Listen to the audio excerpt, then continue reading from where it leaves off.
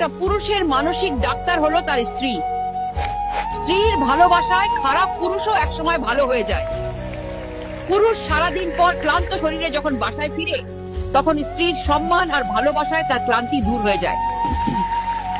পুরুষরা শুধু উপার্জন করে না, তারা নিজের শখ, নিজের শান্তি, নিজের ঘুম সব হারিয়ে ফেলে পরিবারের জন্য। তবুও কেউ বলে না তুমি ক্লান্ত, একটু বিশ্রাম নাও। এটাই পুরুষ আর এটাই বাস্তবতা।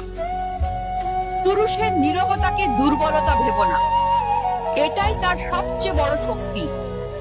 সে হাসির আড়ালে হাজারো কষ্ট লুকিয়ে রাখে শুধু আপনজনের সুখের জন্য, কিন্তু আপনজন তাকে সেই মূল্যায়ন করে না। শব্দ ছাড়া কান্না আর টাকা ছাড়া পথ চলা কতটা কষ্টের, সেইটা একমাত্র পুরুষই জানে। তবুও সেই পুরুষকেই অনেক সময় মূল্যায়ন করা হয় না, তার ত্যাগকেই অবহেলা করা হয়।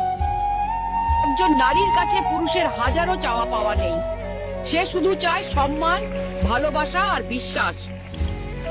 কারণ এই তিনটি জিনিসই তার ক্লান্ত মনকে শান্তি দেয়, তার দায়িত্বের পাহাড়ের মাঝে তাকে শক্তি যোগায়। সবাই বলে পুরুষ মানুষ কাঁদে না, কিন্তু আমি বলি পুরুষ মানুষ নীরবে কাঁদে, নিভৃতে কাঁদে, নিঃশব্দে কাঁদে। কারণ পুরুষের কান্না শোনার মতো কেউ থাকে না, কারণ সে তার স্ত্রীর ভালোবাসা পায়নি, সম্মান পায়নি, পেয়েছে শুধু অবহেলা। কেউ মানুক বা না মানুক, এই সত্যটা তেতো হলেও বাস্তব।